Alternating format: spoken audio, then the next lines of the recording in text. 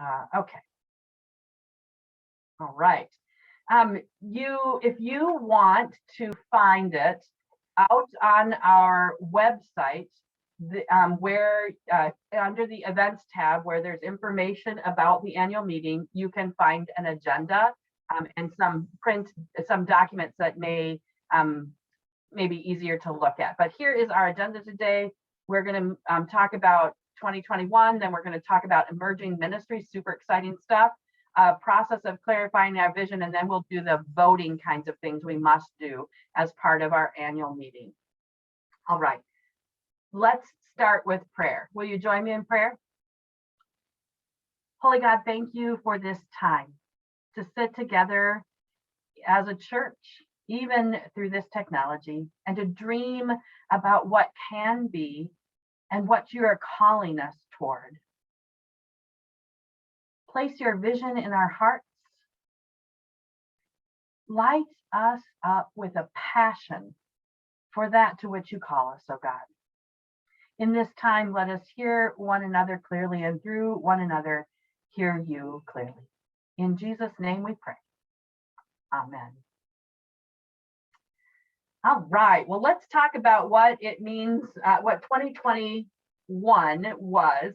At the 2021 annual meeting, we talked about wanting to move from a mode of surviving the pandemic to being able to thrive in the midst of the pandemic. I think we all kind of hoped that pandemic life would be more normal now than it is. But we always knew that thriving didn't mean that we would be moving toward normal life again, whatever used to be. So I want to talk about the ways I think in 2021 we've moved from just surviving to actually thriving in ministry again. One of the biggest moments of thriving has come through moving our ministry from online only to a hybrid mode of ministry, to where we took steps toward recording worship, but then also having outdoor worship and having children's Sunday school online, but also having it outside this summer. And that was just a delight. And then being able to move into the building and have this Sunday morning experience where we're bringing the online and the in-person community together through this live streaming worship. I treasure the way that we've moved our programming in that direction. I also treasure, now this is looking into 2022 a bit, but when we needed to make the decision to move our ministries back online exclusively, that decision, being able to enact that decision came very easily, because we had all of these technologies and systems and knowledge in place to be able to make that switch click quickly and to engage people in the process. So really very proud of the work of our leaders and our volunteers, our servants, for moving our ministry from online only to that hybrid and being able to do that with excellence. That required a lot of technology upgrades. It required a lot of servant time getting those things up and running.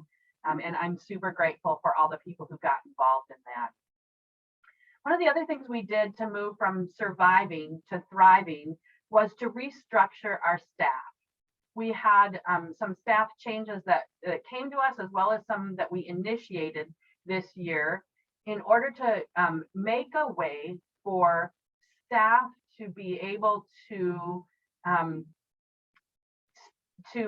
for our staffing structure to be able to handle this hybrid season of ministry. So we're working on hiring a second technology position. I'm hoping to have an interview this week for that. And those two, Patrick in the sanctuary running our live stream, as well as this other person who will handle our online community, will help us move that thriving in our staffing even further down the road. But in addition to the new staffing structure, our Our staff who are in place right now have done just a great job of pivoting and changing the tools and the means we use to do the same thing we've always done, which is to grow people in their love of God through Jesus. So I'm really pleased with the structure of our staff and the way that we've shifted that. We also restructured our staff in such a way that we wanted it to have a minimal impact on our budget. And so I'm proud of the way that the staff parish relations team was really attentive to that. We've been moving from surviving to thriving this year by growing our online presence in our online community. And I've loved the way from September until now, we have really been growing this online community that's engaging in faith conversations as well as just some fun conversations, and really building a sense of belonging with one another. And we hope to just continue to keep growing that online community. I'm super proud of the way our leadership, who were elected in the midst of the pandemic, really hit their stride in 2021, figured out what their roles were, and then really lived into their leadership roles with engagement and creativity. And so it wasn't a year like where we said, well, we can't do that, we can't do that. There was a lot of conversation about how can we do the thing we're called to do in new ways. And so outdoor fellowship, for instance, or the Advent trivia day for our fellowship time, with just highlights of the way that we moved from surviving to thriving this year. And you'll notice later in our conversation too, that I am glad that the very large budget deficit that was projected for 2021, we were able to close that gap significantly by the generosity of our congregation and being a little more frugal with our spending. So that combination really helped us close the gap, and not all the way, but it helped us close the gap significantly so that we were able to thrive in ministry this year. So for me, it's been a year of thriving in ministry, and I'm really grateful for all the partners that have gone along, that have been a part of that this year.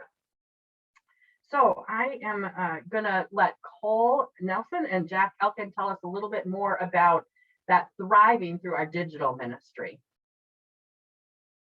You'll have to unmute yourselves, guys. There we go. Can you hear me? I can. Excellent.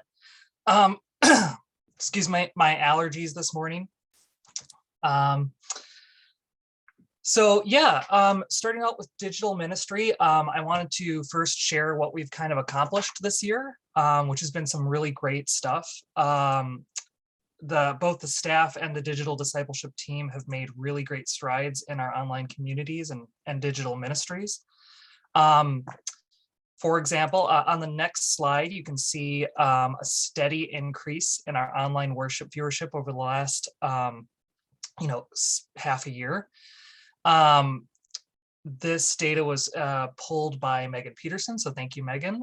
She's done a lot of work on our online communities. This graph, you can see our YouTube viewership kind of bounces up and down, but our Facebook viewership has had a steady increase, which is great because that's where we're connecting with people. And that is also how we're pulling more people into our online, our Facebook groups, connecting with more people over Facebook as these videos are shared, or as friends and family get connected with the people who are already in these online groups. These Facebook connections are really where we want to see increase, and we are seeing that. So that's awesome. And excuse me. In addition to that, we have also seen viewers connecting from all over the country and other countries too, which is awesome. So of course we've got local Minnesota, Wisconsin, the Dakotas, viewers from the Midwest. We also have, of course, viewers from all the way from Hawaii, but also Quebec, the United Kingdom, and Australia, which is pretty cool. And this has all been made possible by volunteer online hosts, the work of the digital discipleship team, and especially additional work by Pastor Becky Joe, Megan Peterson, and Eric Peterson, all beyond the scope of their roles. And this has been, these accomplishments have been great because they've made it possible for members within our congregation, as well as new people, to connect with our community and with God where they are, no matter their ability to be physically present or their comfort level with in-person events during a global pandemic. In addition, our online communities have grown. Our Facebook page has reached nearly 400 people, which is very cool.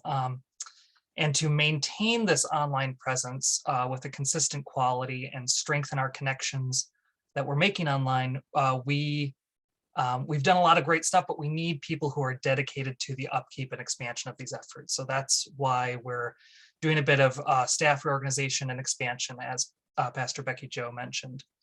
Our goal now is to maintain a consistent presence online, as well as expand our connections to help people connect with us and have us be able to connect with people within our congregation and new attendees as well, new connections, to help people connect to God wherever they are. And this connects to our vision as a church, which is to make disciples of Jesus Christ for the transformation of the world. And with our online church vision statement, which is to grow an inclusive online community through engagement and connections to empower people to act through faith toward a more just and compassionate world. So with that in mind, we're in the process, as I said, of expanding and reorganizing the staff at EPUMC. One of the ways we're doing this is through two new positions: the worship tech lead and the digital discipleship lead. Both are really essential in maintaining and expanding these online ministries that we have a good foundation of right now. The worship tech lead is meant to create a consistently high quality live streamed online experience for all of our worship events. And as Pastor Becky Joe said, we have Patrick signed on for that at the moment, so that's great. And this role is meant to prepare for live streaming worship events, recruit, train, and schedule media servants for sound, audio, and live stream, produce the recorded live worship, and assess and evaluate data and metrics from our digital ministries to report to the staff and digital discipleship team, as well as several other responsibilities tied with online worship. The digital discipleship lead is a slightly different role. That role is meant to provide pastoral presence in our digital online communities. So especially like our Facebook community, our Instagram community, so that we can grow faith and foster connections through online engagement and build a bridge between the online and digital communities. And so the digital discipleship lead will host online worship events. So they will provide a consistent presence as chat host for our online worship. They will curate daily content that connects with the messages of the worship services and the church events that are happening in person, as well as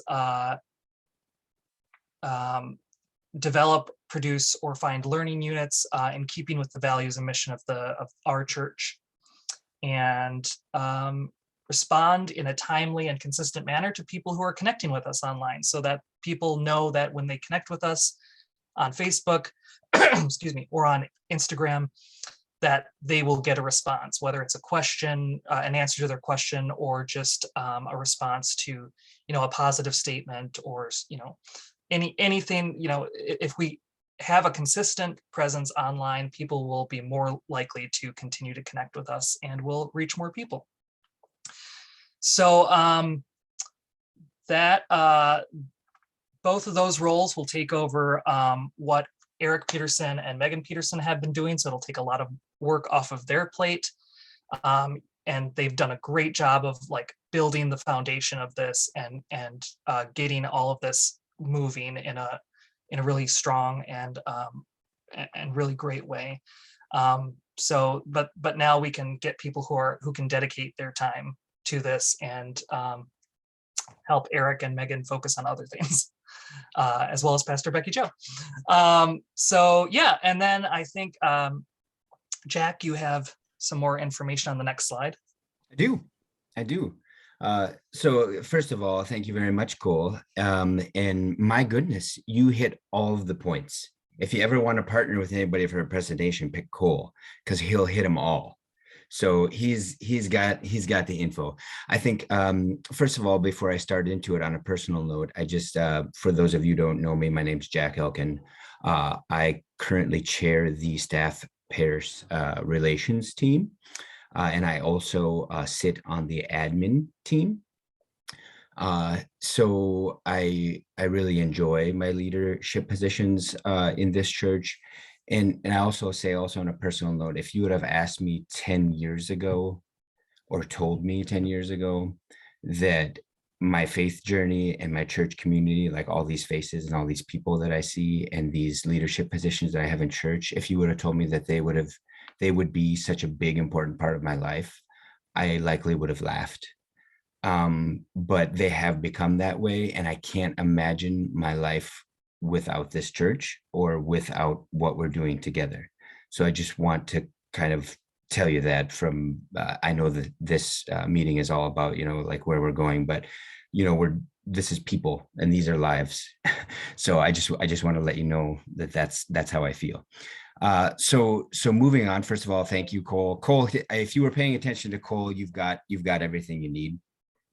But I will say, as we look at this graph, many of you probably remember several years ago when Pastor Dan had a presentation with the hyperbolic graph that shows the life cycle of the church. And as you start to decline, he was doing I think it was a series on like taking risks in adolescence as it relates to this graph. So as you think of kind of the life of our church, right now we're kind of like in the pandemic, and in our congregation we're at this point where like we need to do something that we haven't been doing, which is being in the digital space, being online, being in social media.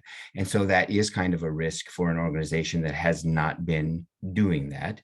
And so this just is simply to illustrate, that is what we are doing. And if for a moment you would kind of take the timeline and stretch it out, let's go like 15, 20 years out from today.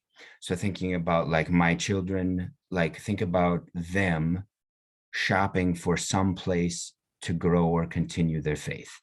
Eden Prairie is always going to attract lots of employees. It's always going to be a wonderful place to live. Think about somebody, 15, 20 years from now, moving from Omaha to Minnesota to take a job, and they want to look for a place. They want to connect to a place. They want to find a church. If we grow this online presence and the social media presence and produce a wonderful online experience, we are going to attract those people. I don't think marketing and faith are mutually exclusive. So it's a reality and it's going to happen. And if we can position ourselves now through staff, through equipment, through processes, through leadership, to be their organization through ministries and reaching people in this space, we can continue to grow digitally and in person. And so when I think about what we're doing now, I really think about those millions of people out there that are my children's age that will do what I did in 2015, which is I was church shopping. And even then, if a church didn't have an online presence that made sense to me, it fell to the bottom of the list.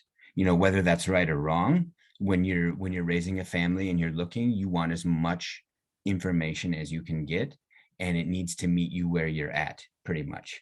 And so that is kind of, what Cole is talking about, and basically how we're, as a staff and a leadership team, how we're positioning ourselves. We're positioning ourselves to help this community be healthy through that space.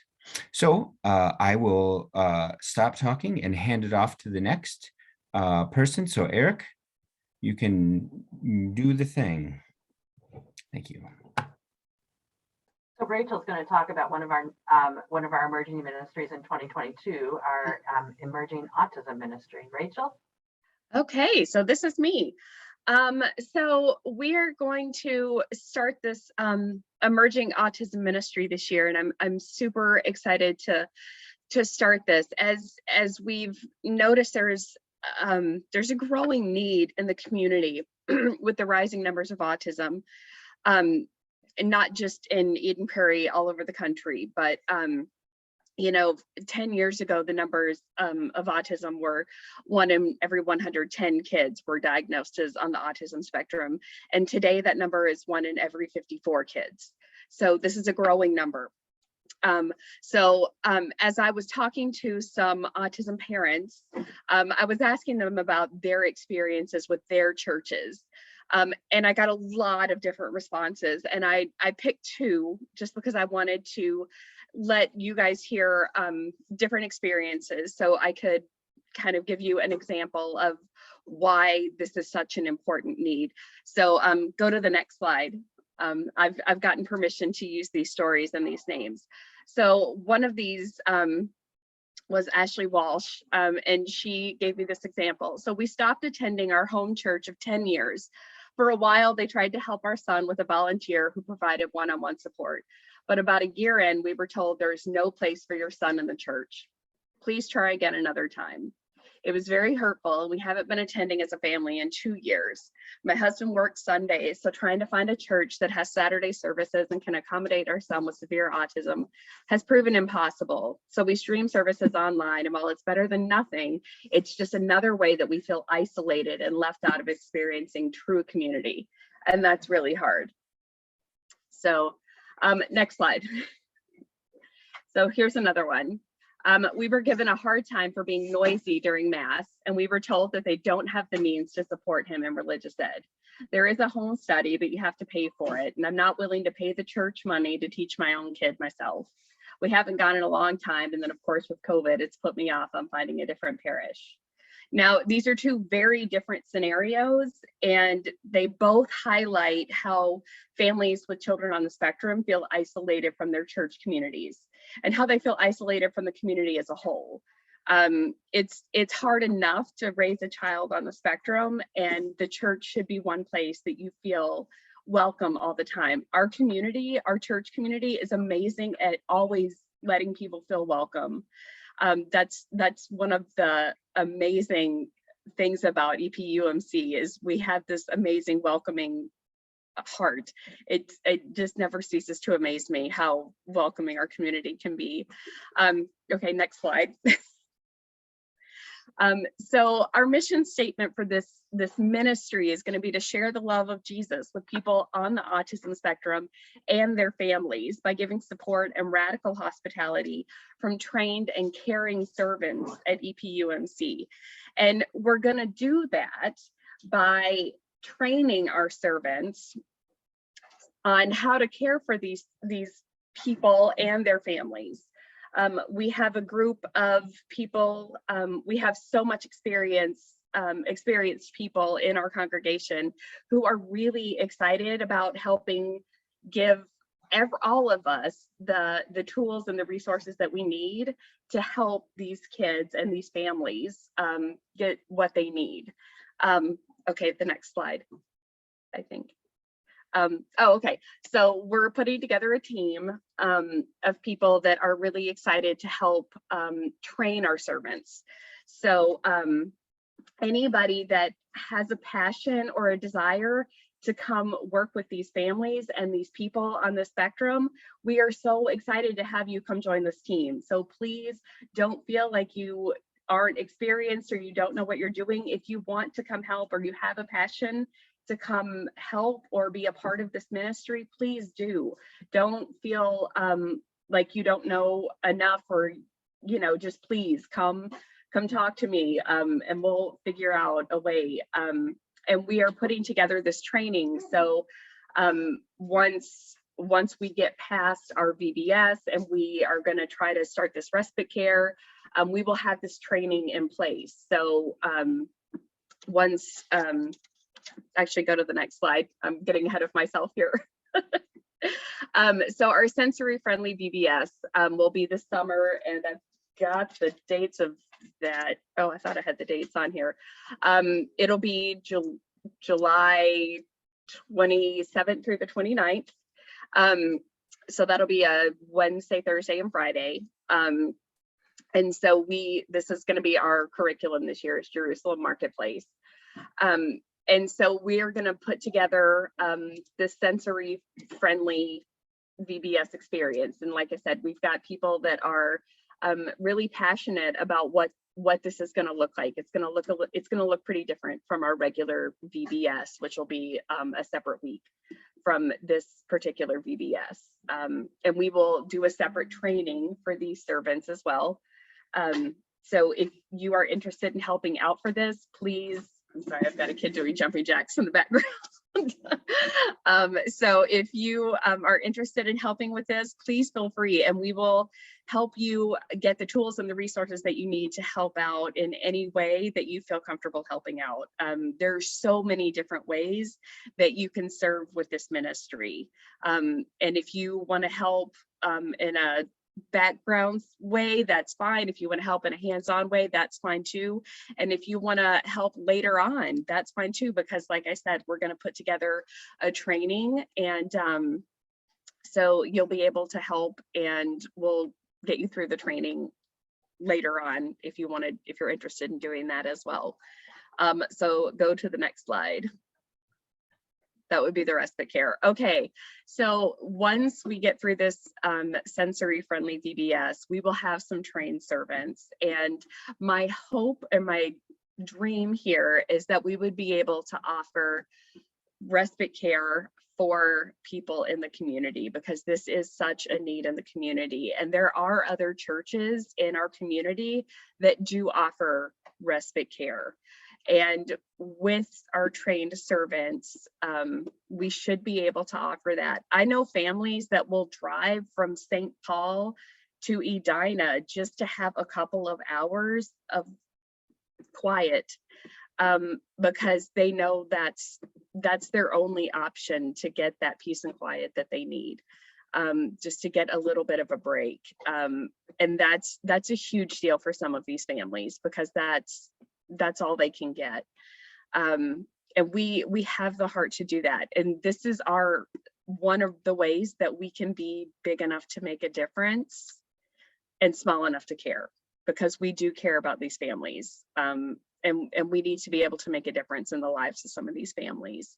So we're going to start where we think we can start, which is a VBS, and then grow from there.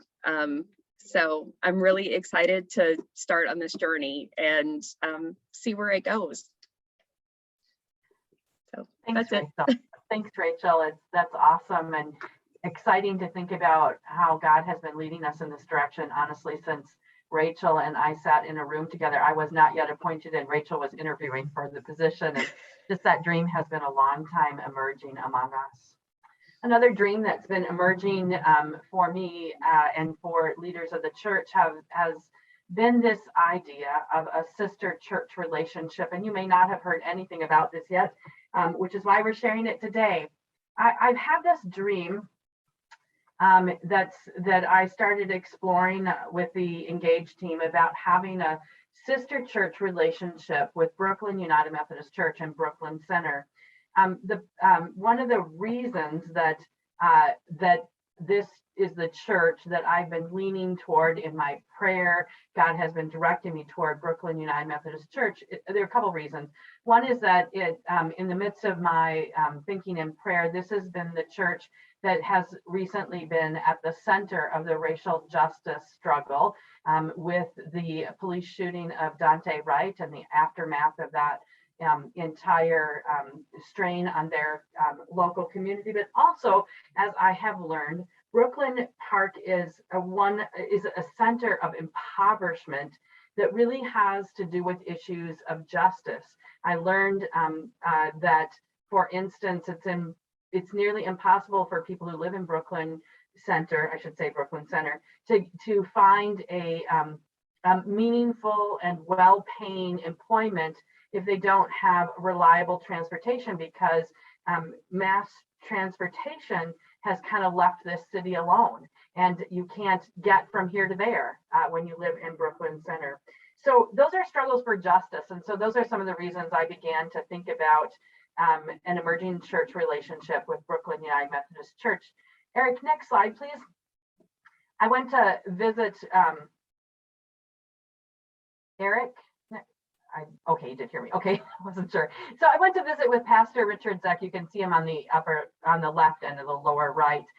Richard Zeck is a United Methodist pastor out of South Dakota, and has my in-laws have some tie to some folks in the church that he served before he came here, and we had met once before, and I emailed Pastor Zeck and said, this is my dream. I don't even know what it means, but I'd like to talk to you about what it might mean for us to be in a sister church relationship. So he gave me a couple hours of his time one afternoon in September. We began to dream about what that might mean.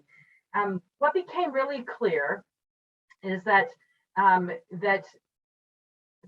Pastor Zeck is open to our working together to discover what it means to be in a sister church relationship.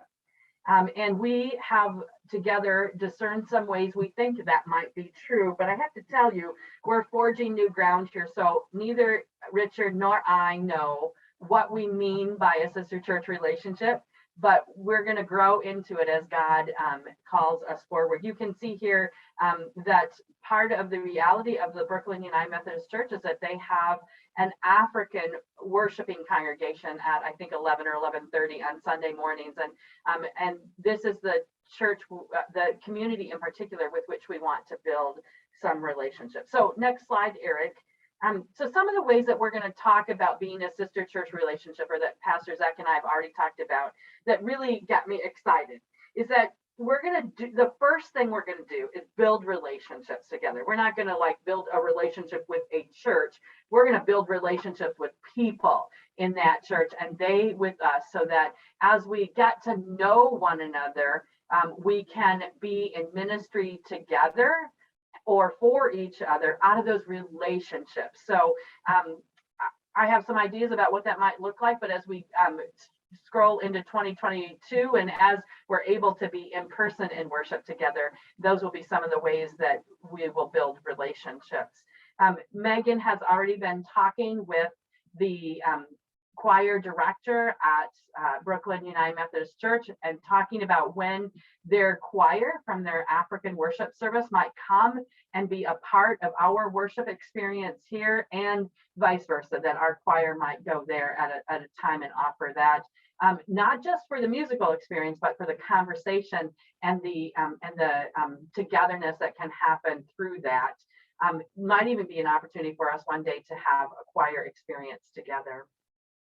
In addition to that, sharing meals together is a huge part of the culture of the African worshiping congregation at Brooklyn United Methodist Church. And so Rich and I were beginning to dream about how we might share a meal together and the ways in which we can make that happen. One of the things that's going to come really soon is that we want to support, as the Engage team wants to support, their food shelf that's housed in their building at Brooklyn United Methodist Church. And so now, in addition to the work and the support that we give to Prop, we'd like to begin also supporting the food shelf at Brooklyn United Methodist Church. And there are some really specific foods that we're going to be asked to supply, some of which can be bought in the African markets here in Eden Prairie. And I love, love, love the idea of us going into those local markets and learning about our immediate neighbors and serving our neighbors in Brooklyn Center at the same time. And so you're going to learn more about that during the season of Lent, when we're really going to be focused on stocking their food shelf at Brooklyn United Methodist Church. More recently, there have been two things that have come from Richard to me and from me to Richard about how we might become a sister church relationship. One is that Pastor Zeck wants to do the work with his congregation in becoming a reconciling church, and knows that we have a long history of being a reconciling church, and is is beginning to ask about ways that we might walk alongside Brooklyn United Methodist Church as they take this journey in this particular season. And then I happen to be thinking about mission work and a youth mission experience this coming summer. And I, on a whim, emailed Pastor Zach and said, what do you think about the idea of us having a shared mission experience among our youth, where we work in your community and you work in our community, we work alongside one another, and we have some other mission kind of experiences where we're local and where we can do that safely in this pandemic season. And so that's starting to get some traction as well. Here's the truth. We know that we want to develop this sister church relationship. We don't know where God is going to lead us in that. But wherever God leads us, that's where we want to go in this relationship. So super excited about the potential to develop a shared ministry, but also a deeper relationships and deeper understandings cross-racially and cross-culturally. So excited about that opportunity. All right, I have to look ahead in my agenda. It's Chris Latzow's turn, I think. Another. Terrific. Hello, everybody. I'm Chris Lutzow. I'm the lay leader and core team chair for Eden Prairie United Methodist Church, but I also have had the privilege of serving on the memorials team with a group of diverse and awesome group of individuals. And we've been working on a project that we want to highlight and show you today called we're calling it the Serenity Garden. It is a meditative and reflective space. Also has a memorial that will be permanently affixed in a location. And I want to show you a little bit about it. Next slide, please. Okay, how did we get here? Well, our team, when it first came together, started with just a simple donor with an idea for a project on, hey, where can we set something up like this? And the location was one of those issues that was like, man, we have a lot of space. Where do we want to put a nice reflective space? And it kind of spurred another thing that we hadn't thought about, and that was, well, how do we manage the space here at Eden Prairie United Methodist Church when it comes to our land, and how do we manage and put things where things need to be? And that kind of took us on a tangent, but it was a much needed tangent to bring us to a land use plan. We were doing kind of two things at once, but we developed a land use plan for Eden Prairie, which you can kind of see here. We broke things up into zones. We managed the zones, talked about each zone of the areas and what they're allocated for. And you can kind of just see the summarization of that effort with regards to the amount of space that we have, the zones that have been allocated, and those that we still have room to grow and so forth. So our project is going to be set here in zone 9. As you can see, it's the same zone as the labyrinth and on that like hill face. We'll talk more about that. Next slide, please. Okay, so our team came together as we were talking about a memorial. We wanted to have a space that was like a memorial garden, a reflective space, a place where people could go and be with nature and yet still have a memorial type environment as well. So you can kind of see our list of things here on the slide that we took into account as we're putting this thing together. We wanted to make sure it was accessible, it was expandable, and that the impacts of the project would also not hinder like the environment and so forth. So the location is in between the church and the labyrinth. It's not going to touch the labyrinth in any way, but it's kind of in that space. So we'll show you some more concept photos and concept art that we're working on. But the main thing is we're now at a place in the progress plan to where we're looking to break ground this spring. So this coming year, 2022, the Serenity Garden, with regards to all of the hardscape features, which we're going to talk about, will be being put into place. Okay, next slide, please. Okay, so you can kind of see, you saw on the previous slide, you saw what the memorial kind of is going to look like as far as concept, overall concept, and you can kind of see where we're looking to we're going to have an egress, a walkway up to the memorial space, and then kind of tucked in that little nook behind the church there will be where the garden is in place. Next slide, please. Same area, just a different angle. So you can kind of see the kind of space that we're looking to establish. And this is just showing like the hardscape structures, putting in the gardens will be around this. Next slide. So for those with more of a technical eye, this is a top-down view looking at the site of where we're at. So you can kind of see where the memorial wall will fit in position there. You've got part of the church there. You got the half moon shape, which is not an accident. We designed that to be kind of like the arc of the rainbow, the arc of the whole thing. It's not an accident that we chose these shapes.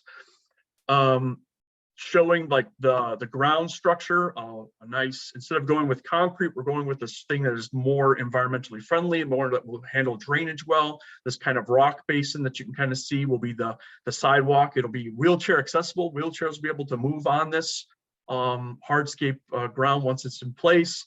And then we'll also have like benches where you can come in and one facing the memorial and one facing out amongst, you know, all the greenery that we'll have around this meditative space.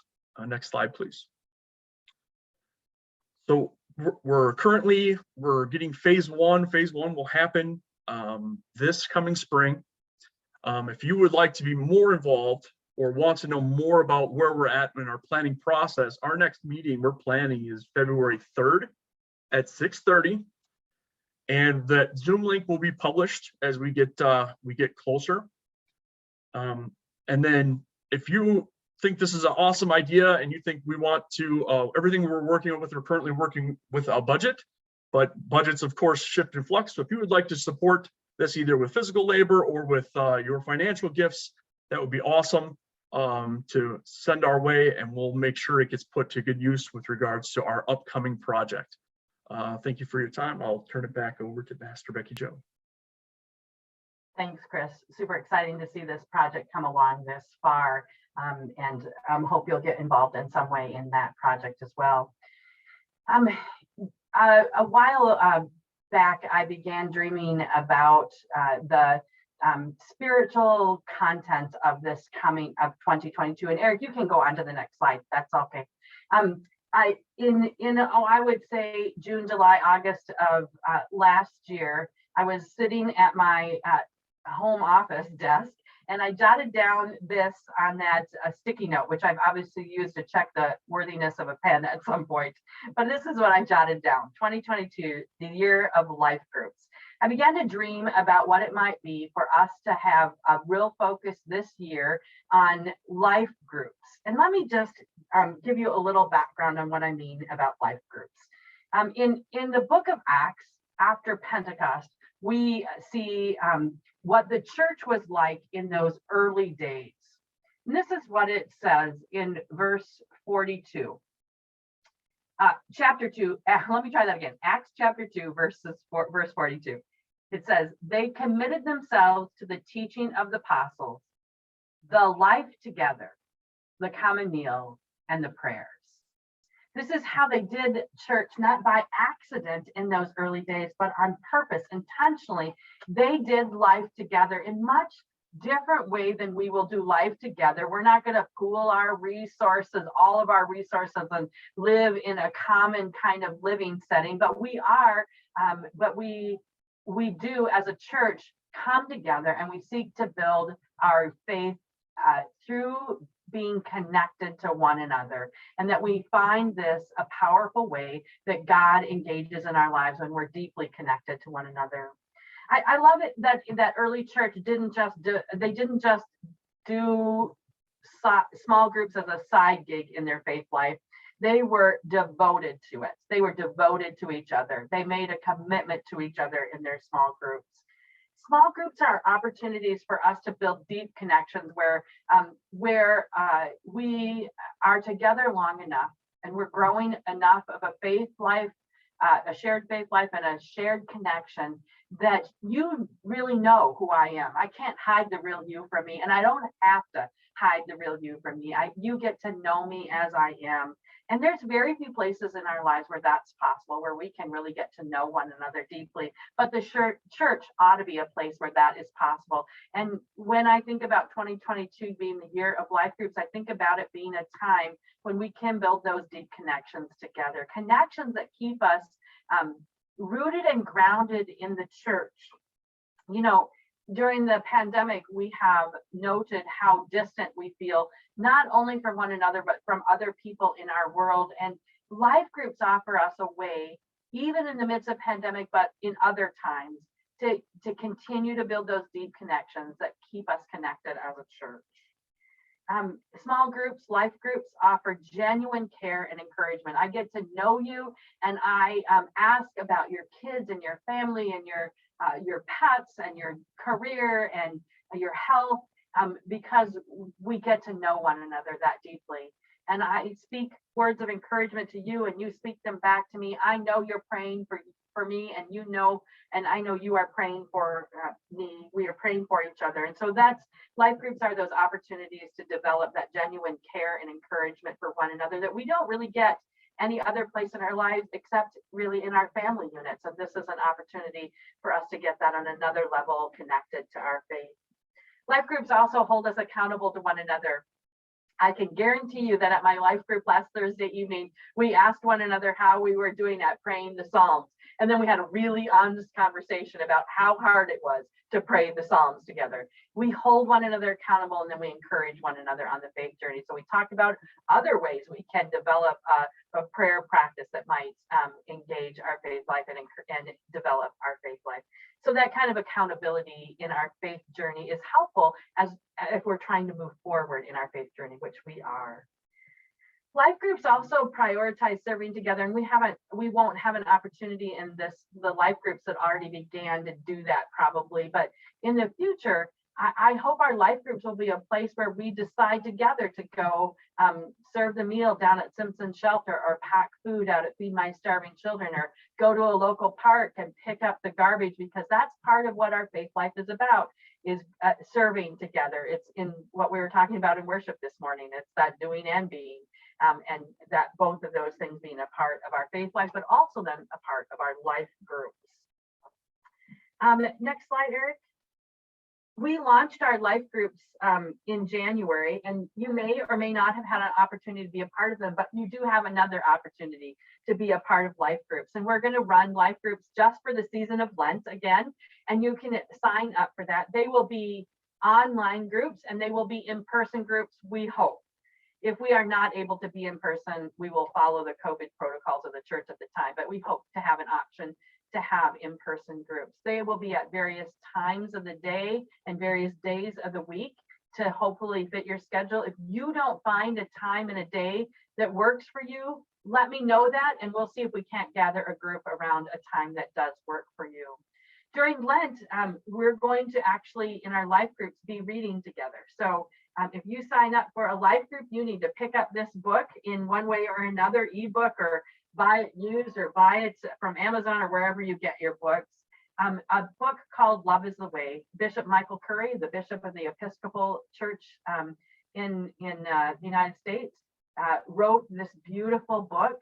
And we are going to use that in our worship, in our Wednesday night worship, and in our life groups during the season of Lent, to all be growing together on this same theme. It's another thing that life groups give us, is this common language around which we develop our faith. So I hope that you'll take a chance during Lent and sign up for a life group, because they are really wonderful opportunities to build our faith and to build the connection we have to one another and to this lovely church we're a part of. I like to invite Bart Reed to talk to us a little bit about vision casting. Thank you, Pastor Becky Jo. And Eric, why don't you go ahead and just go to the next slide. We've heard some really great stuff from everybody this morning about, exciting new things that are happening in our church as we grow and evolve as a congregation, by both design and by necessity. And I think it's an important process that we're going to start here this year, that is very related to that, related to all these initiatives, is a process of clarifying our vision and evolving our identity. So to tell you a little bit about this, if you think back to the before times, before the pandemic started causing us, I think Eden Prairie United Methodist Church had done a really nice job of developing a sense of identity of who we were and what were some of our signature ministries. You know, we could sit in the congregation and when prompted, talk about big enough to make a difference and small enough to care. We, embrace being a reconciling congregation, continued to pour efforts into our children's ministry and into Crops for Prop and other ministries that helped us serve the food needs and hunger needs of our community. But the last 2 years, simply put, have really changed the way that we do church and the way that we can be church together. So matching the need to evolve with step back. We need, because of the way that we've changed the way that we do church and be church, we're going to start a new journey towards identifying who is it that we are and where is it that we want to go. Go ahead to the next slide, please, Eric. The way this is going to work, and the timeline is still a little bit undetermined, but we can anticipate this happening through the course of 22, is we're going to go through a series of steps where we'll interview leaders in the congregation, leaders in the community, broad participants from throughout the congregation in a series of interviews and workshops to talk about what is it we're trying to undertake here. What we may produce as part of this process is, it might be new statements, it might be new graphics and what I would call in marketing world visual identity. It could be a new tagline that replaces big enough to make a difference and small enough to care, or a way that we describe that in a different way that isn't just about sitting in a congregation, but in fact reaching out to our community online. As we go through this work and complete it, going forward, this will help us understand of all of the different things that we could do to develop and grow as a congregation, to serve our communities more effectively. How do we prioritize our focus? And how do we represent ourselves? As I said, we don't have a specific timeline for this work, but we'll be getting started soon. And we expect this work to be largely complete in the late part of 2022. That could be, right about the time that we're kind of kicking off the new school year. It could be kicking off stewardship and Advent, but towards the latter part of 2022, we expect to be complete in this work. There'll be a lot of ways and opportunities for people to get involved. And clearly, it'll be important for us to, as we start to develop hypotheses and tools, we'll want to do some validation and make sure that what we're putting together is reflecting what the church really is seeing as who it is and where it's being called to go. So this is something that I'm looking forward to taking part in, and I hope that we'll be able to get participation broadly from many of the people on this call and others who aren't able to make the call today. Becky Jo, would you or Eric want to add anything that I haven't hit on this process? I don't have anything to add. I think you did a great job of summarizing where we think we're going. Eric? Okay. Okay, great. We're good. I don't. Thank you. Thank you. All right. Let me just, Eric, could we stop sharing the screen for just a second? And so everybody can see everybody for just a sec. Or am I taxing your, thank you. I feel like we've just spent a lot of minutes throwing stuff at you in terms of where we're headed in ministry and the emerging things that are happening in Eden Prairie United Methodist Church in 2022. And some of them are going to be even bigger than were described, and some of them will be will probably go slower than what we've described. I have no idea. This is life, and this is how things go. And I imagine that you have some questions, and as those questions come up in you, I want to encourage you to reach out to the person who presented on the topic you have questions about, because they're ready to speak to you about them. And so this is not a great setting to ask a lot of questions, but each of those individuals have the capacity to answer your questions. And so please reach out to them. with questions, or if you want to get involved, you want to be a part of it in some way, reach out and let them know that you are interested. All right. Now we come to sort of the businessy section of the work that we are going to do. And we're going to start with our membership report. So Eric, you can bring that up. If you were able to gather the packet off of the website, you can look at that. It might be a little bit easier for you on the membership report. I want to remind us at the beginning of this time together, because we're going to take some votes through our membership report, that we're not voting on numbers, we're voting on people. And people have stories. And as we think about each of these people, and we know some or maybe a lot of their stories, I would encourage us to be in prayer for all of these people as their names arise for us. So let's look at the additions and terminations to membership. These are all on one slide for you here. You can see we have some baptized members of our congregation this year, and able to do all of those baptisms in person. That was super fun.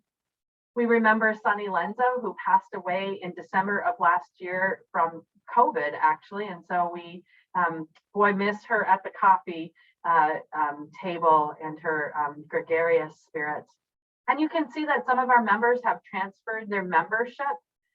Thomas and Darlene Bell have moved more permanently to Florida, and so transferred their membership there. And then a couple people who, through the process of contacting them about their membership, let us know they're active in other churches. And then again, through the process of contacting people and trying to get accurate contact information for people, this is a group of people whose membership has been withdrawn by their request or by their parents' request. And so you can read those names, and you know all of these people are in places of transition in their lives. And so worthy of our prayers for sure. This comes to you as information. These actions have already been taken in 2021. Are there any questions about that? If there are, you're going to need to unmute yourself and ask it.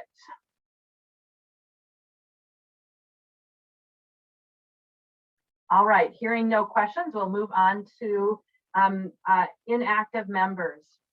Now, these folks have come on our list as inactive members because we have had no connection with them through worship attendance registration.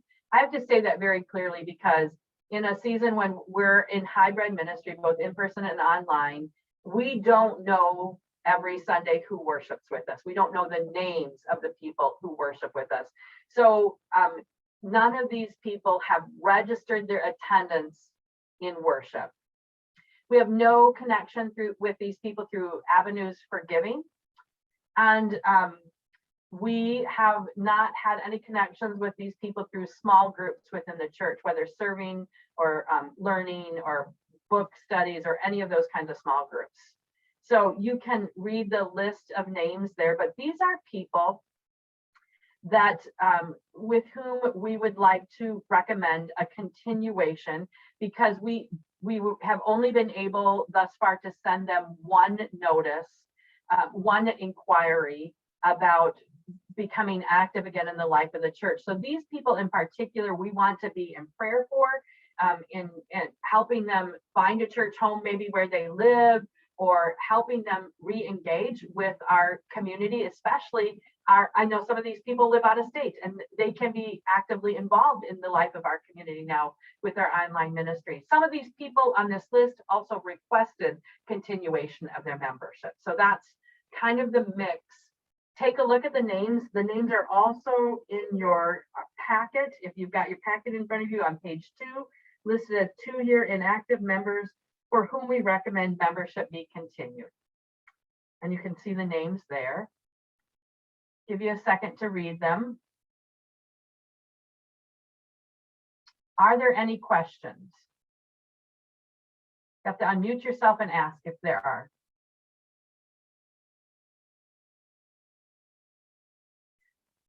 Okay, hearing none, let's move to the next slide, Eric. So this is where you're going to vote.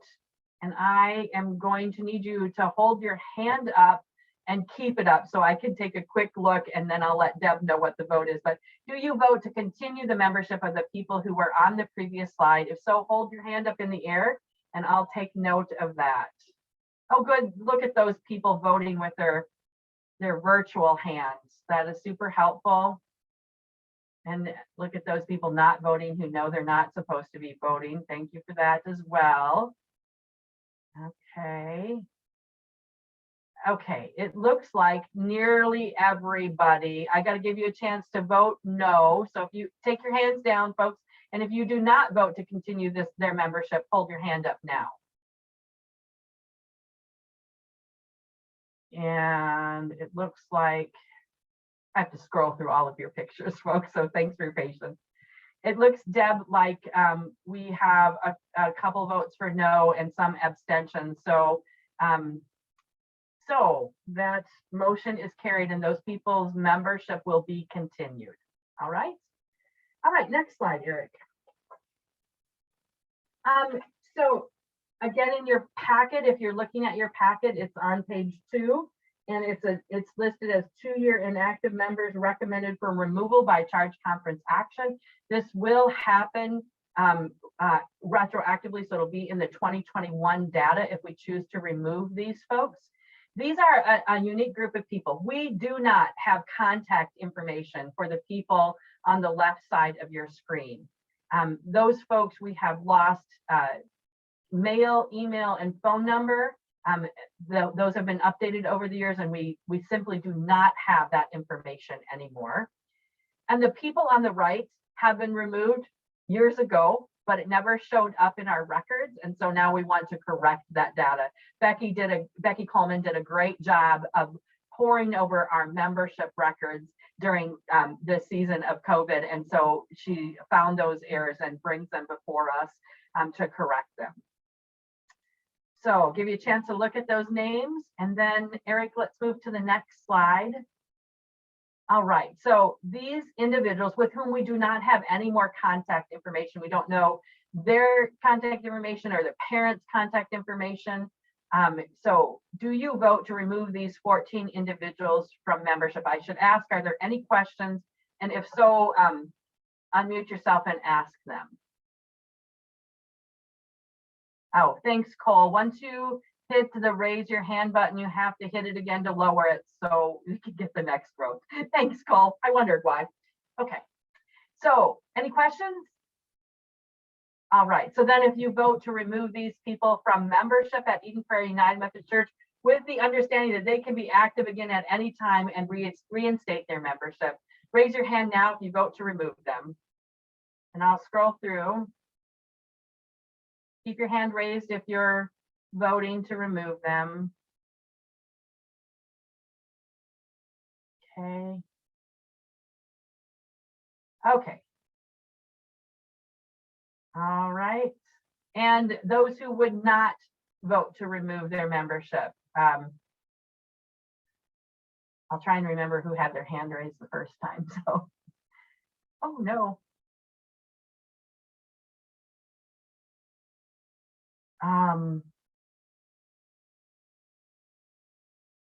I just hit a wrong button, I think. There we go. Okay, so it looks like that motion passes. Thank you. Next slide, Eric. So just because of that vote that we just took, our membership in 2020 ended the year at 451. This year, our membership is 417. I remember last year saying to you, this is a long time in coming. These are people who have been inactive in the church for several years. And so our membership now is closer to reflecting the reality of our church. And so that's why you see that number so much lower this year. All right. Thank you for that work. Okay, on to leadership elections. Here's my confession. In the process of all the things that happened this fall and leading into annual meeting this year and moving back online again, this work is not complete. but I have some elections to put before you, and then we will also take a vote at the end to allow the core team to continue to elect leaders for our work. So next slide, Eric.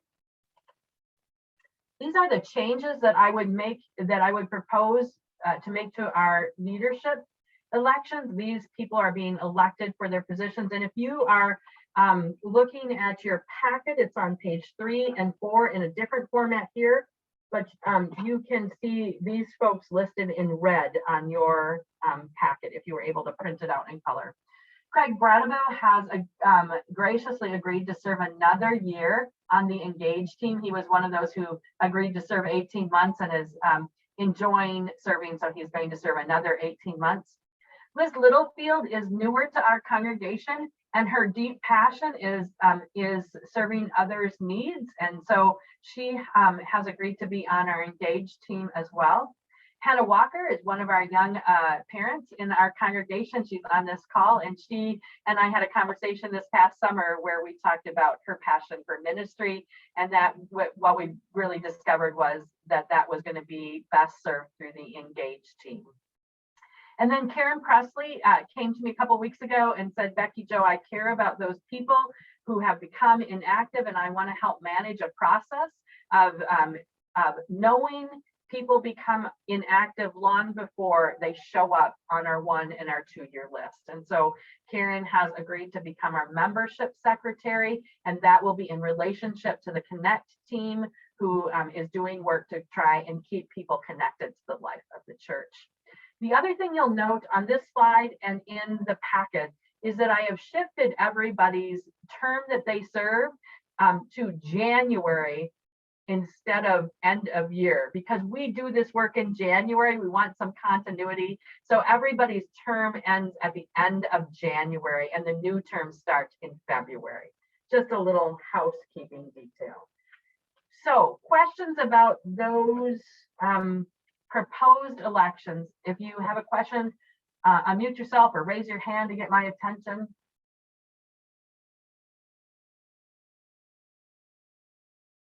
All right, next slide, Eric. So do you elect these people to serve their respective leadership roles for the terms indicated? If so, raise your hand.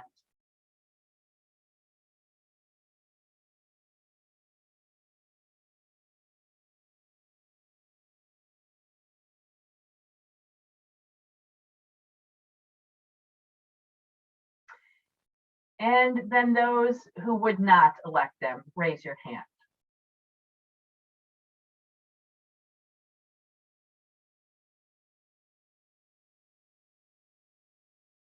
Always love this. I'm looking for who's raising their hand now to ask them to serve on whatever team that needs them. So awesome, that seems to have passed. All right. And then next slide, Eric. In order to finish our leadership election work, our leadership recruitment work, I would propose this. Do you authorize the core team to elect leaders to open positions that exist or arise between this and our next church conference? If so, raise your hand.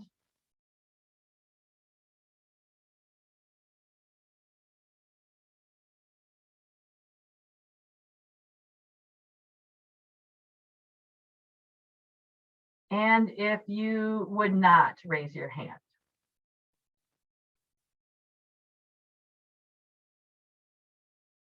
And that seems to have passed as well, Deb. All right. Okay. Okay. I'm going to invite Eric Hyde as the chair of our administration team to share the proposed budget for 2022. Eric? Thank you, Pastor Becky Jo. This is Eric Hyde, your budget guy speaking. And I am also the chair of the administration team, which includes trustees, finance, and a number of other things.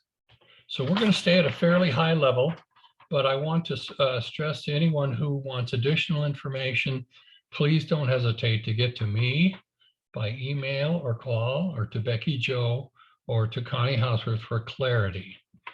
Any of us would be happy to help you on that. Eric, let me just say that in people's packets, if they have downloaded the packet, we are on page 5. Okay. Are we ready for the projected income? Eric, please. So you see here on the projected income, this is our best projection of what we know so far to be fact on committed giving, as well as our best guesses on anticipated non-pledged offerings. In addition to this, you'll note that we will get hopefully fairly significant funds that we will use, in this case, from the coming home offerings, which are quite generous. We have dedicated funds that are also going to be applied to income, as well as permanent trust funds that are meant to support specific ministries in the church. So you can see what we have for income that we're fairly sure of. And of course, the more we get pledged, the more we become sure of our income. Eric, can we go to projected expenses? It is projected expenses, even though it says income on top, so ignore that. This includes various ministries that we've chosen to support under the umbrella of our vision and our mission. Here it becomes immediately obvious to anyone who can do math, simple math, what it costs us to operate as a church and to maintain the building, wonderful staff to accomplish our mission, reaching out to others in our efforts to provide relief, support, and Christian growth. So Eric, can we bring those together with a net slide, please? So you see projected expenses, projected income, generous giving reserves, and you can see the gap. Now, before we get all excited about the gap, understand this is known money of income and highly assumed expenses that we can always work and always do work to diligently adjust. So let's talk about this gap. It's our best estimate of what we know today. We'll work to close the gap. We always do through our spending and looking for generous giving, which we are very fortunate in getting in this church. We have wonderful people who are able to and choose to add to the giving of the church. Let's go to a couple quick facts then, Eric, on the next slide. We'll just call it a collective challenge. Currently, we have a congregation of 232 households. Of the 232, we have commitments from 105. Let me say that again. Of the 232, we have commitments of 105. Commitments are what we use to produce the budget. So making it as solid as we possibly can, then we have no guessing or hoping. We can work against those commitments. We anticipate another 30 households that gave in 2021 that may commit, hopefully will commit a similar amount in 2022 or even more. We hope those who do not have a history of giving might be able to provide even a small gift to the church on a consistent basis. And that's the deal. If we can give on a consistent basis, even a small amount really starts to add up. If 108 of our 232 households decide to give just $10 a week, or others give an additional $10 a week for 52 weeks of 2022, we'll have an additional $56,160. It's amazing how math works. I'm a history major. So we'll be able to make up that distance in our budget. Most weeks, for a good number of us, $10 is spent without a great amount of decision-making on our part. If $10 a week doesn't work for you, maybe $5, maybe some small gift. The trick is on a consistent basis, a weekly basis if you can and will. If you let us know that you can step up to this challenge, it will even help us better plan for funding the ministries because we'll be able to put that into actual budget commitment dollars.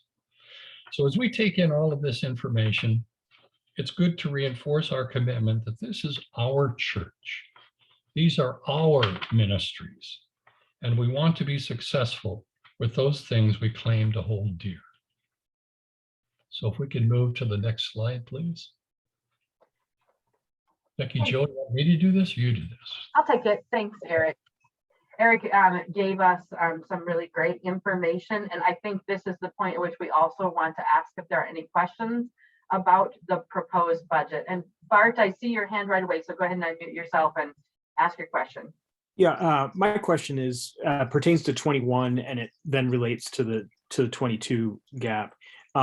Becky Jo, you mentioned that we were able to manage what we expected to be a fairly sizable gap. What were some of the things from a kind of an expense management perspective that helped us do that? And do we expect those sorts of tools to be available to us as we try to work through a gap in 2022?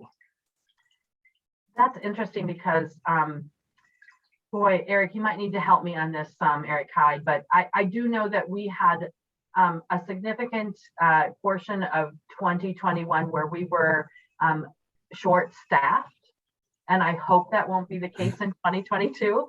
So that's a place where we saved money, but won't, hopefully, in this year. And I guess the other, my other sense is that just generally people spent less. Like Vacation Bible School used a curriculum that we were able to borrow from and was outside, so it was very different kind of experience this year and cost less money. Youth ministry has cost less money because we haven't been able to do the kinds of things we wanted to do. Eric, do you have other things to add to that? Well, where some people were able to, we had very generous giving on coming home. We had some additional giving outside of that helped the capital budget in general. And, a number of things we can do for this church that are associated with the building, we can actually do with capital dollars because they are connected to the building. And as always, we don't want to go to just that place of, hey, crank down the expenses, but we do watch our expenses. And every year we've been very good about when the actuals come up at the end of the year on expenses, we are below what we anticipated. So I think those three items have been very helpful in 21, and I'm not overly concerned about the gap. It's a budget gap. We will work on that. Right, Eric, and I thank you to both of you for kind of reiterating it. This isn't a new thing for us to be staring at a budget gap, and we've proven to be really adept and dealing with that, and in some cases lucky, and in some cases beneficiaries of generosity in all sorts of different ways. So it's not an alarming number. It feels like the kind of thing that we'll figure out how to manage. Thanks, Bart. I would just add to that, Bart, that I think you're right on target. Last year, the budget deficit was 73,000, and that did alarm us. But we didn't know what 2021 was going to look like. We have a better sense of what 2022 is going to look like, and managing kind of in the way we have in the past in terms, yeah, right, Bart, right? Who knows? I'm such a hopeful person. So, but here we sit online again, don't we? So are there other questions about the budget, the income, or the expenses? This is Jack. I don't have a question. I would just say that if you find in your discernment that one of your fast things is to not spend $10 a week on coffee, you might want to consider adding $10 a week to our ministries. Thanks, Jack. I'm just figuring out what the $10 is I'm going to do without, and we'll figure out when I can send my $520 to the church to really help that effort. Great, thanks, Jack, for the encouragement. Other questions?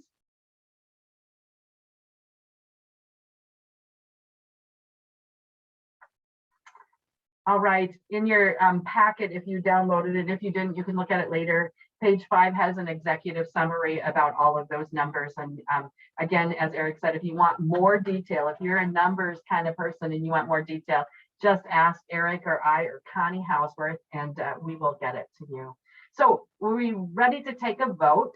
So if you would adopt the budget, the proposed budget as our 2022 operating budget for Eden Prairie United Methodist Church, with the understanding that the team is continually looking at that and adjusting as we go along, raise your hand if you would propose to adopt it.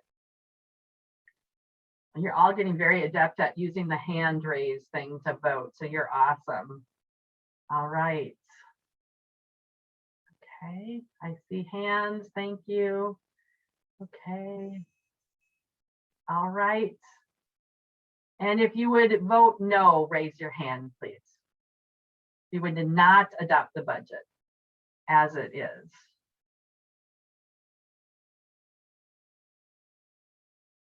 Scrolling through, okay. Okay, so it looks like we have one vote against adopting the budget and the rest are for or abstaining. I don't know that we need that much detail, but the budget becomes our operating budget for 2022. And again, like we always do as a congregation and as leadership elected to the church, we will continually look at that budget and adjust as we need to as we go forward in ministry. All right, Eric, next slide. It's been a full time, and I thank you for hanging on for the entirety of our annual meeting. We are completed with the work that we've been authorized to do, but I would ask if there are any questions or comments that need to be made right now. And if unmute yourself and speak if there are, otherwise we'll move to closing. Okay, seeing no one, I just want to remind you, maybe tell you for the first time actually, that we have been recording this presentation and it will be available probably on our website in the days ahead. So if you have a friend in the church who didn't get a chance to be here, it would be fun for them to hear about these emergent ministries and let God spark a fire in their souls as well for these. Let's close our time in prayer. Would you join your hearts with mine? Gracious God, thank you this day for your presence and power among us that has been among us for a very long time, for generations before us. I'm always amazed at the way you move among us, God, and plant seeds of vision and then help them grow into ministries that really change people's lives. We've heard some of that today, and we pray, God, for your guidance and your wisdom and your discernment as we try to partner with you in making this world a place of your blessing and your goodness, that your kingdom, your realm would reign here on earth through our ministries and through our love for our community and your beautiful world. As we go from this place, God, watch over us in all that we do.